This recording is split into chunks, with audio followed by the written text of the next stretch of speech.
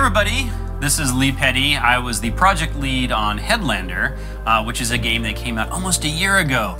It's a retro science fiction game inspired by 70s science fiction where you play the last living human in the galaxy, but you're just a head. And you get to use your head to kind of float around and take over the bodies. It's a little strange, but really a lot of fun. And we had the honor of working with I Am 8-Bit to put our soundtrack onto vinyl. And the soundtrack was all composed by David Earl, and we released a double album. And so I'm going to unbox and I'm going to talk a little bit about some of the things in the art. They're a little spoilery, so if you don't want anything spoiled, then just look at this beautiful spinning disc right here, which is kind of what the disc looks like. All right, and look, bubble wrap. This is the type of expert shipping you can expect from I Am 8-Bit, apparently. Look at that. And there it is, in a plastic sheath. The plastic sheath here has this cool little sticker on it. I adapted this design. This is funny because it goes through a lot of people in the team. It started off a long time ago when we were doing concepts for the game. Some of the early robots that we drew had these big, giant, round, spherical helmets. And then Levi Ryken was doing concept art for the project, adapted those head designs into a patch. And then Jared Mills, who's a character artist on the project, did a version of that patch in the textures of all the robot enemies, the shepherds in the game. And then Derek Brand had to do an actual patch for one of our press giveaways, and he adapted that design into a patch. And then I had to do this, and I adapted his patch design into this. So it's gone through so many people, and it's a great little that's how game development is. So many people touch every little thing to make it what it is. So there you go. Little story there. If you have one of these and you first open it, it might look damaged to you. See all this stuff here? That's actually in the art itself. I wanted to make the record look used and kind of vintage. So there's even this kind of pattern that you might get from the record rubbing on it, and little cracks along the edges. So that's all actually in the art, and even looking at it, it almost looks like it's real. So don't send it back if you get one. That's on purpose. And then the other little interesting thing here is it's a nice matte album, but they did do a gloss hit, a shiny area right here just on the visor, which I thought was pretty cool. There's our David Gregory Earl, our composer, and you'll notice that if you played the game or seen the art for it, that we have a really awesome logo done by Corey Schmitz in the actual game, but this is not our logo, and I decided to not put the game logo on the album because it's such a great logo, but it's so dominant that it felt and it also felt like just too much branding. It would be neat to do something a little different where the actual title is downplayed for the imagery. So this is just using Eurostyle Extended #2 bold. And some of their details, as you can see, we've got red, orange, and yellow. And these are, the game is a lot about finding bodies of different colors that have different security clearance, and it kind of follows the spectrum. Kind of goes like red, orange, yellow, green, blue, violet.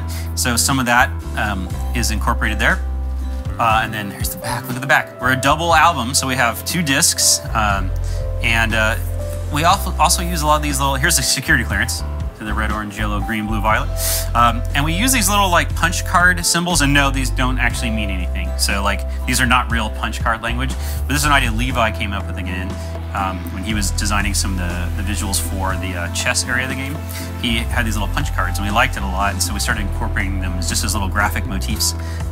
So the best part about doing a double album is that you get to do a gatefold illustration. I always loved the idea in records and these albums that you had so much space for artwork, It's not covered in marketing text or branding or a lot of technical details. It's just this big reveal when you open it up. And those are some of my my fond memories of, I guess they weren't really my albums. Albums I stole from my dad and probably damaged. But, when I was thinking about this illustration, I wanted to speak to the many layers of what's going on in the character. So, you have the sort of helmet on the outside, and you can't even see the face, right? It's kind of fogged in, and when we open it, we see actually beyond the skin, right? Seeing the skull of the character, and the helmet's kind of sliced and expanded, and little bits of brain here. Sometimes in the game it's slightly suggested that the player character maybe is just a robot, and then they said, oh, maybe he's a clone. There's a lot of different things that are suggested by the dialogue in the story, and so we have a lot of those ideas kind of woven in here. And one of the other things is the relationship between the antagonist, our big bad guy, our evil computer entity named Methuselah, and the player character. And so Methuselah's face is actually overlaid on the skeleton here, so you can see this beard. Methuselah is always visualized in the game with no eyes. It's always these big shapes that are just a mouth, and that was so symbolically he is not he can't see all, he's not omnipresent, and the AI is imperfect, so he's able to speak but he doesn't actually take in information correctly, and so that was one of our ways of speaking to that visually. And but you see the player's eyes are lit up here, the kind of combination of them, like the player has something, there's something in this organic skull that is not in this AI. These are some of the things you think about when you're designing imagery like this. It doesn't really matter if people pick up on it, and people can interpret it differently, but that's some of the fun stuff with this sort of thing. You know, we have some of this, the color banding, like we had the sort of red, orange, yellow that we have throughout the game and on the cover.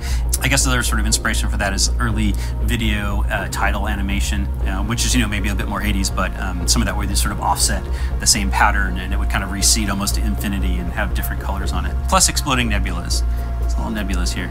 And then the discs themselves have these nice disc sleeves, and we've got a little bit of text on the back here on this one, which it's a little bit about how I felt about Dave's music and the music from the 70s that I remember. You know, the big key feature for us was a lot of this music was composed or involved analog synths, and analog synths have a very different sound than modern synthesizers, and such a rich, fat, and perfect sound. You know, you hear a lot of that on the soundtrack, and Dave did really cool stuff with it. The other thing you'll see is we have, this is the A and B album, the C and D album, and on this one we've got all the song credits here. They're different characters, so you know when you play the game, we have different heads that the player choose from. There's 3, and they're all the same character, but we're letting the player kind of like determine what the character looks like. The discs themselves,